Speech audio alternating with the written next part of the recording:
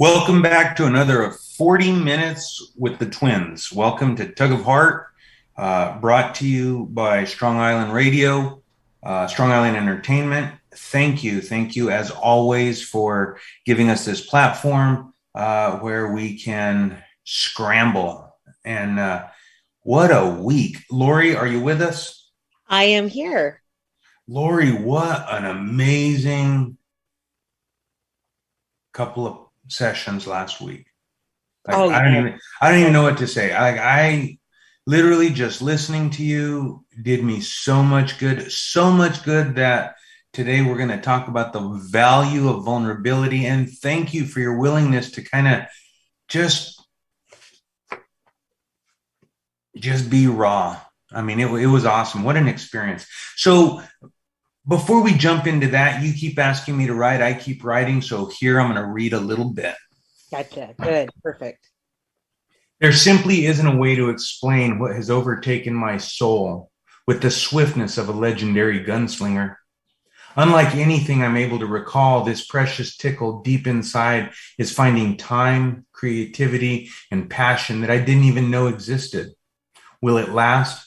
Does it matter? Not today, I suppose, as I drink from the saucer of an overflowing cup with complete and utter satisfaction. If you had asked me a couple years ago, I'm certain it would have sounded different. I share these private emotions because I remain captivated and struggle to understand the absence. I remember only the beginning as I sit in this vessel of dismay. Simply put, there is no explanation or reasoning. They left, I remain, and unexplained are the circumstances surrounding the bitter taste to an otherwise decadent story. Is this some sort of punitive measure for my former actions? How is it that only I believe in the us I had become so fond of? If only I knew what tainted the perfect orchestration of unity, whole I would remain. In the peripheral edges of the peripheral, I'm just able to make out the reality. Love turned sour by one is love turned sour for two. So here I sit, patiently waiting for my next favorite song. Hmm. There you go, Lori. You keep saying right, I keep writing. Yep, that's the norm. Um, that's a little journey there, right? A little bit, in the comments, if anybody chooses to comment, I can kind of fill in the gaps of a story because in my head it makes perfect sense. If you know what else would be awesome, as we kind of move this podcast forward, engagement would be super helpful. So anybody who listens to this, if you want to comment and leave your take on anything, there's no limitations, no parameters. Tell us we're wrong. Tell us why we're wrong. Explain to us. Teach us. Ooh, good. Make That's why yourself we're here. vulnerable, Leroy. Hey, listen, the value of vulnerability. Yep.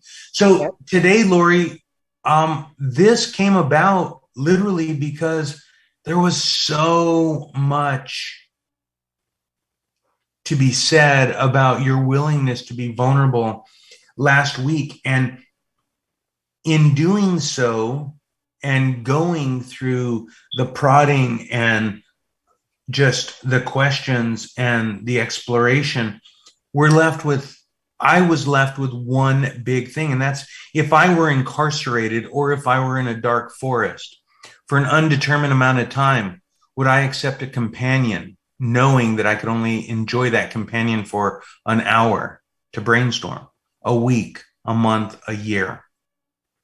Yeah, I would.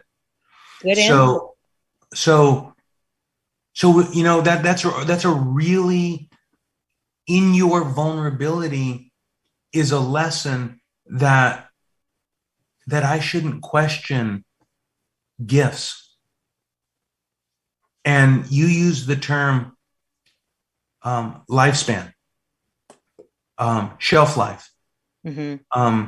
How long will we be able to enjoy it? Well, that's undetermined, but our podcast and its legacy and its legs for duration We don't know. They're uncertain. My breath is uncertain. Right. It's like we take it, we celebrate it, which is really what I want to know. How do you celebrate? Well, we celebrate because, well, like our elders have always told us, tomorrow isn't promised. That's right.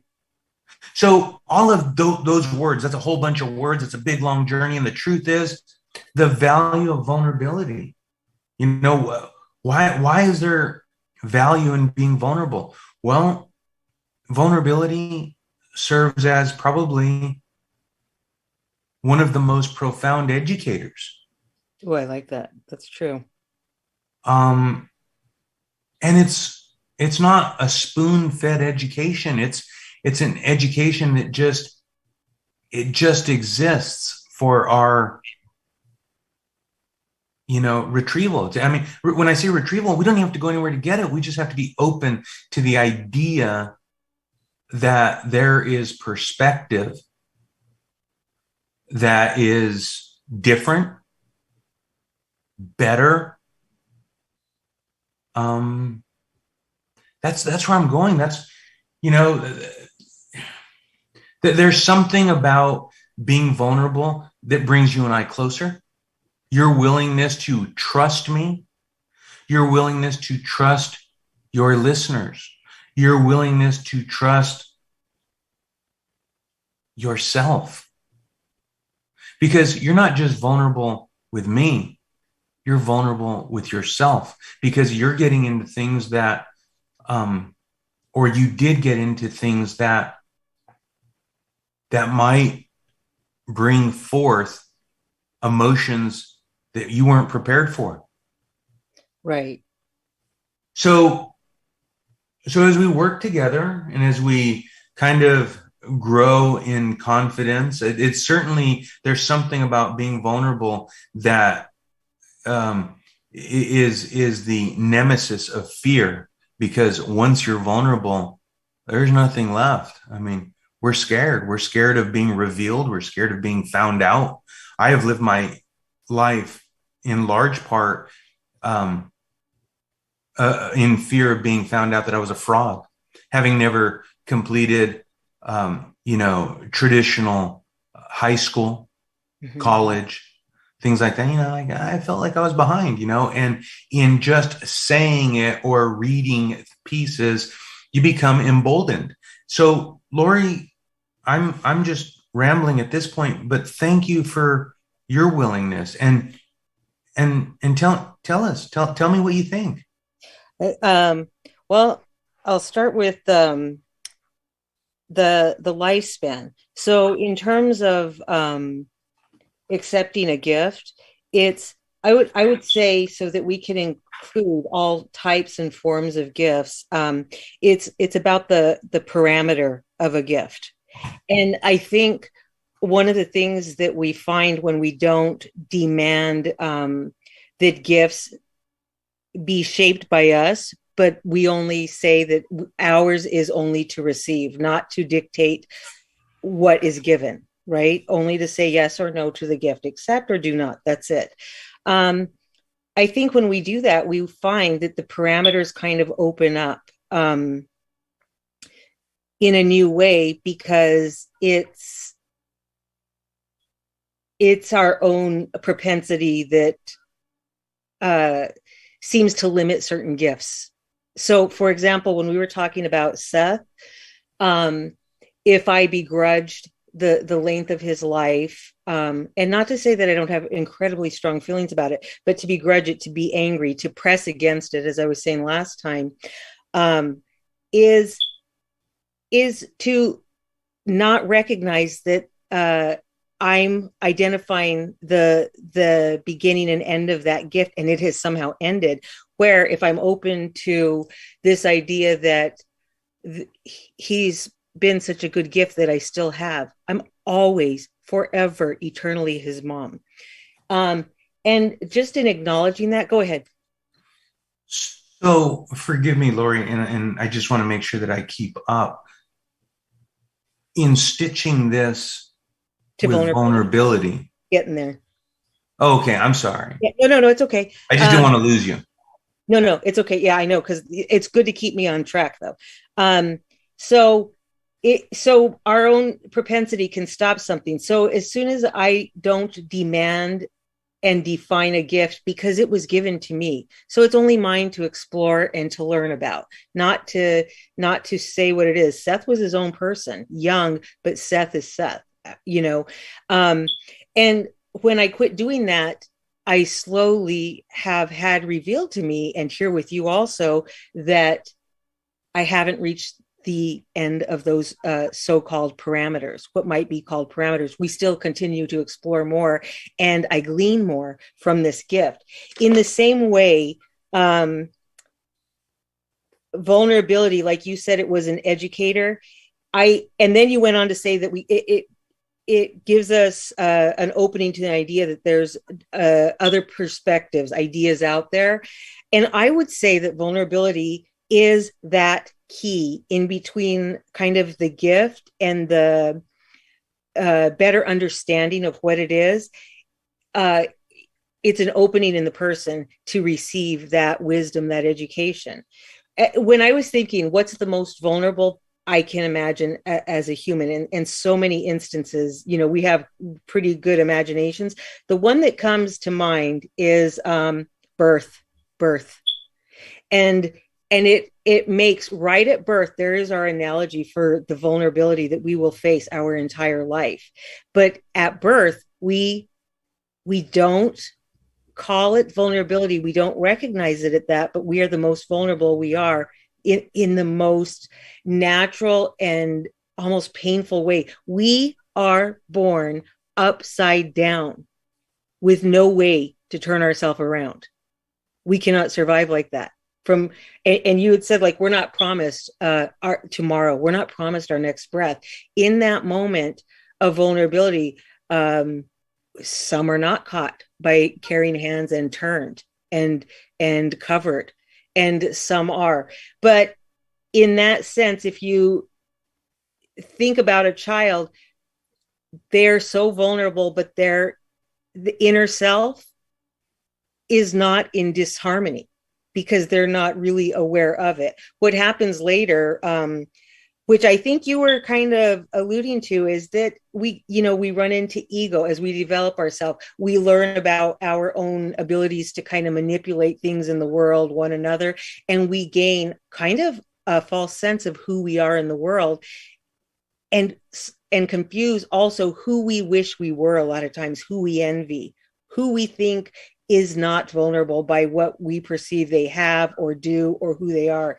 And so for me, vulnerability is just feeling open to wounding.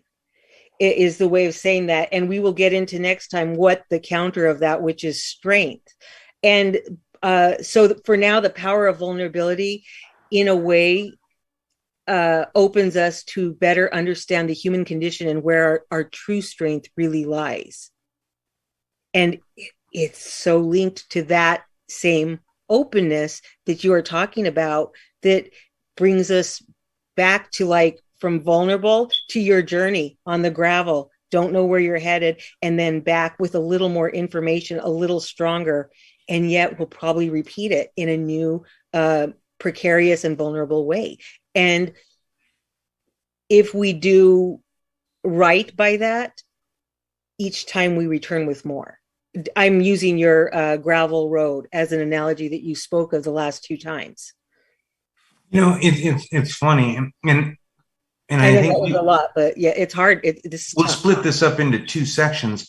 But as Yeah. you're saying this, it hits me, and I kind of have an idea of kind of where you're going, and the truth is that the best armor for vulnerability is vulnerability, Yes. because Yes. it's right. That's what and this You is don't my become interpretation of what you're saying, right? right. Yes. So Yes. it's We'll like, if together. you want to shield yourself from vulnerability, be vulnerable, That's right. That's because then you can't people yes. can't penetrate you, because you're willingly embracing what comes. And just to build on that, because I love that you said that. I wish I said that instead of all my other tangled words. But it's almost as if the more we arm ourselves, the more we're disarmed in life. Because, uh, like I said, we're born upside down. The world's upside down. So what we grab as shield is not necessarily shield. It's a prison for ourselves when we think it's a shield. And things have a way. You said this a few talks ago. I'm actually going to look it up because it's worth sharing, where you're like, sometimes when you think you're doing the opposite, it's just right in line where you should be, because things are on their head. And it repeats itself over and over. I don't know that we ever get, but can you tell us again about that exercising? Because I see vulnerability like that. We don't, it doesn't ever hurt less, but we get better at it accepting the pain. Can you tell us about when you started your exercise journey? And do you remember when I asked you, oh, are you still getting sore? And so this is why I'm mentioning that. So I guess the value, trying to stay with our theme here, the value of allowing myself to be vulnerable to the consequences of, I don't want to say a sedentary lifestyle, but certainly not a spirited exercise regimen for several years. So the value is just knowing that I can go further, faster, heavier, like that's there's a measurement for that. And the value is that I am healthier. Right. Healthy is a byproduct of the measurement system, walking further, running faster, lifting more, squatting more push-ups, more, it's so when you're asking me, like, how does that all come together, correct? Like, yeah, yeah, and I have a reason for asking. So yeah, tell me how it does. I guess I look at it with my background in construction. It hit me several times. I've always been this person that love to have fences. I love to have walls. I love to have gates. I love to have, and maybe that's emblematic of my life, And so as I built better fences and better gates, and I mean, just majestic gates and big gates and tall gates, and all I did was incarcerate myself. Wow. Yeah. I mean, here I am. I mean, did I keep the world at bay? No, I locked myself up, Oh, yeah. So it's kind of the same way with exercise, if I can answer that question by saying that, by not doing it, I was keeping myself locked up. Yes. Locked up, not metaphorically, in that I put limitations on my life. That's right. That's that limitations. We're the parameters. Limitations on how far down the beach I could walk. Right. I mean, I could go far and take breaks, but I mean, the experience is different when you have both the zest and the health. I'm drawing a blank on the word. Vitality is what Okay, I like that word. At my age, I like that word. But so by not being vulnerable to the pain and the transition, I put limitations on my life. Certainly, right. Limitations on the experience, because as I read that story about the gravel road and the burning lungs, and I mean, it doesn't have to feel like that. Not forever. Right. So the value of, and that's a different type of vulnerability. It's still in line, but I was thinking in this particular topic about the value of your being vulnerable, because the value is way beyond your own empowerment, because now you've moved the goalpost. You've moved the benchmark of what you can discuss. You've moved the threshold for where you'll go with your deepest hurt, feelings, and understanding, which is kind of a full circle. Because it did something for me. Mm-hmm. It showed me that yeah, I would take that friend for an hour. If I'm in the dark and I'm scared in the unknown, I'll take that companion. And they No, may leave you with something you need beyond that, right? are you talking about like when that plane crashed and they had to eat each other? Yeah. The soccer team. Yeah. Alive, alive in the mountain. I don't know where you're going with this, but And this was sounds so like you want to eat it your was neighbor. beautiful. This would get back to where it was beautiful. I Oh, won't okay, sorry. interrupt. I won't interrupt. Lesson learned. Sorry. It doesn't take a lot for me to segue. Um, so there's value. There's value. There's in being vulnerable, we learn about we get to explore our own empathy or lack of.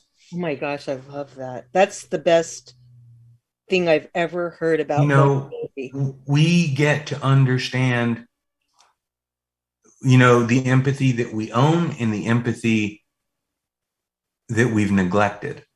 I think that in being vulnerable, I remember when we were talking about being compelled, Right. Mm-hmm. and I said I'm going to read a story, and I read about the leather bound book in a bookstore on a dusty shelf, and you know what? You walk away, it increases your self worth Mm-hmm. because once you put it out there, it's kind of like when they say there's nothing to fear but fear itself.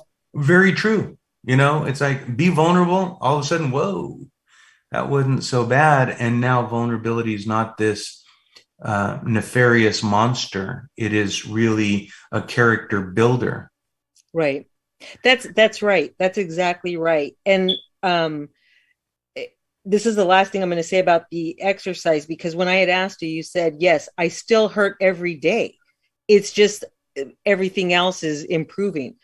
And the thing I wanted to say about that is that so strength grows in vulnerability, um, but it doesn't negate vulnerability, because the two strength, one is linked to the other, and our strength is very linked to that vulnerability. And I know I'm just reframing what you've said, um, but I think it's worth repeating to be very clear that why vulnerability, that's why, because that's where our strength lies. There's something else about vulnerability, and I'm gonna turn this just a little teeny bit. Mm-hmm. We may think that we are so strong and that we are so wise and full of wisdom. And the truth is, Mm-hmm. there is no better way to choose quality companions in our lives than to be vulnerable. Yes, You can absolutely. be you can be in control, you can be shielded, you can be guarded, adorned in all types of protection, but nothing will point out a properly vetted companion, friendship, intimate companion, work companion than to be vulnerable, because when you're vulnerable, their response to that vulnerability points them out as a proper object or not. And right. And it's lifting to both, wouldn't you say, if they respond properly? Maybe I shouldn't use the word properly, but Oh, but I'm saying proper that I'm properly in yeah, I mean their response, no matter what it is, mm-hmm. to your vulnerability kind of places them. There's an immediate value.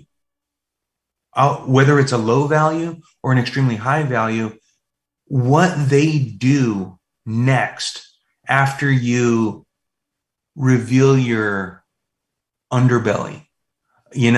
That's what really, just catapults them or tags them for caution. Mm-hmm.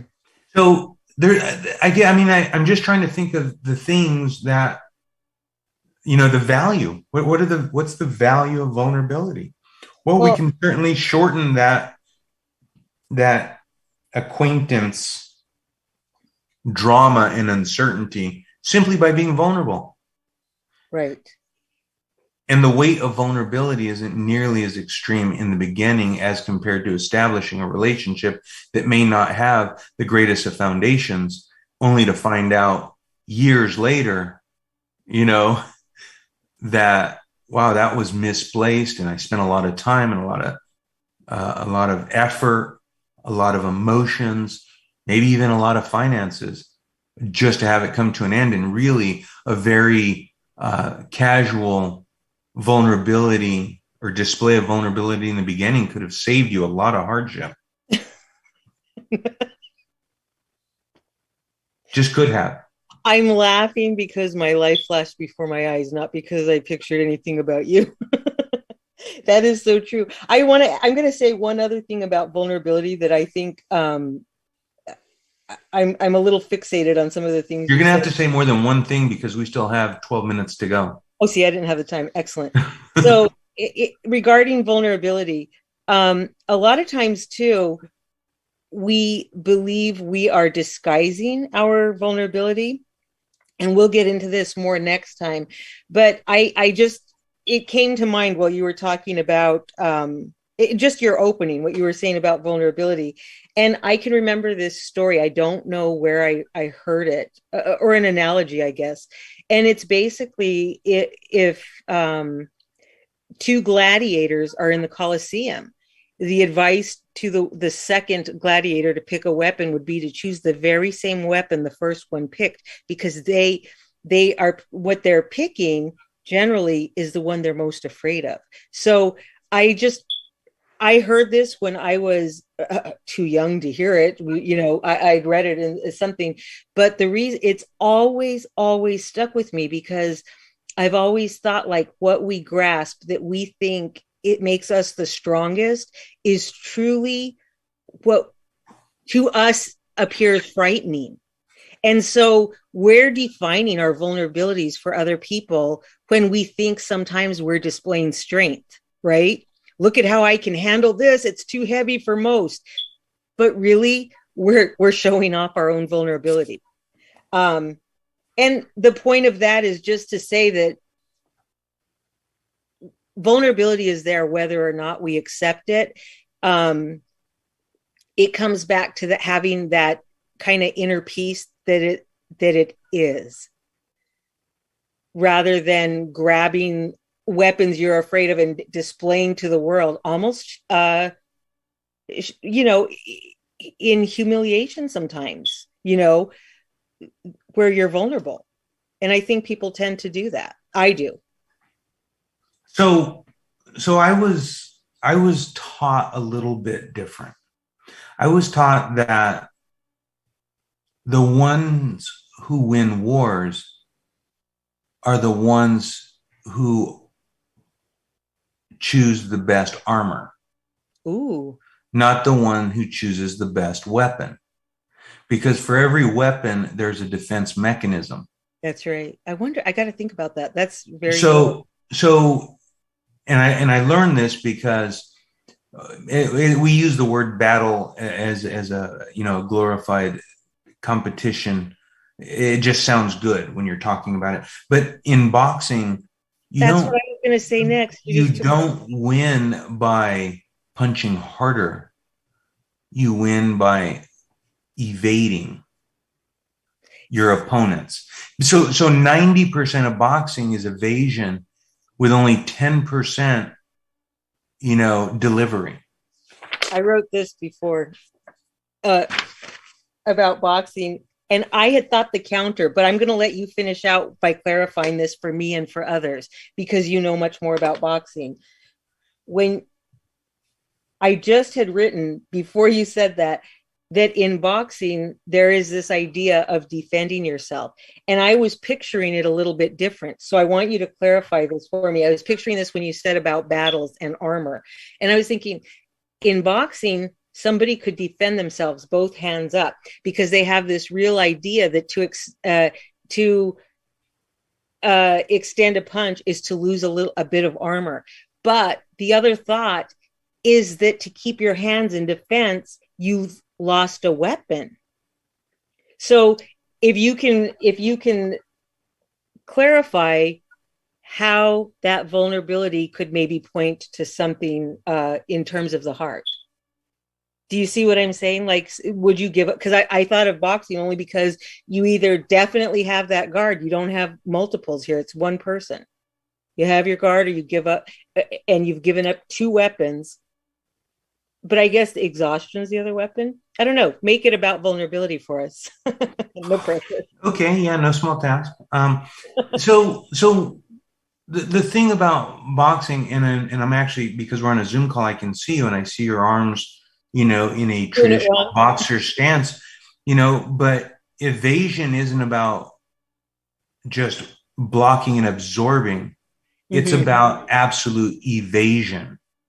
Oh my gosh, that's the go on, go on. I love So where some people are like, cover up, cover up. Well, don't cover up, just don't be there. it. That's amazing for this. Right? Just don't be there where it intends to land.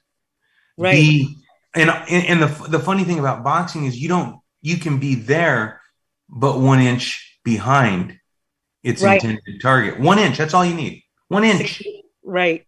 And 1 inch behind where they intend to land, that's enough.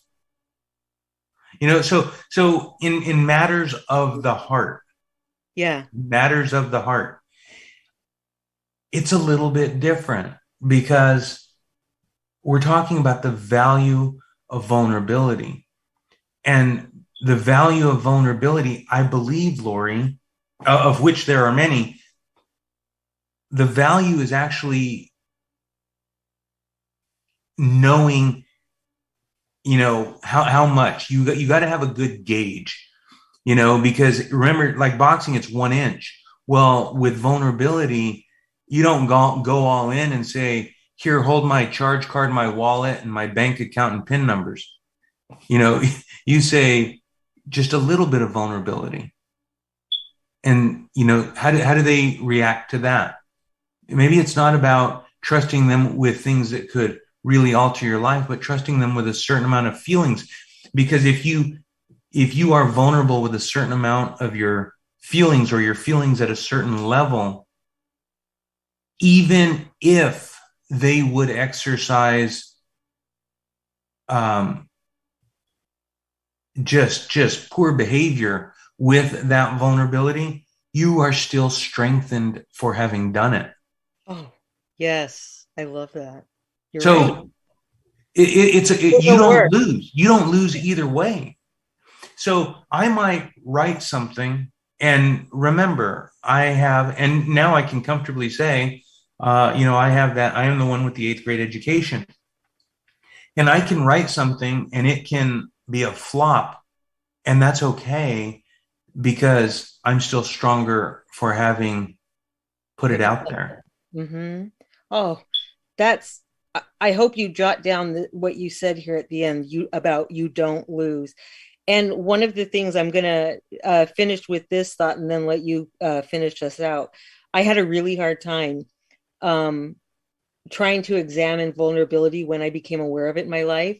And I realized it's so different for me specifically, probably even more than you, because I was pretty well protected by my little brother. I don't know if you remember, I used to go flat out pick fights, and I'd be like, I'm going to get my brother if things go wrong. So I had a real skewed idea. Like I spent my younger years more invincible than vulnerable. So when it hit me as an adult, woo, rough. But it doesn't matter when it hits you. None of us evade it, like you were saying. But I think we can exercise it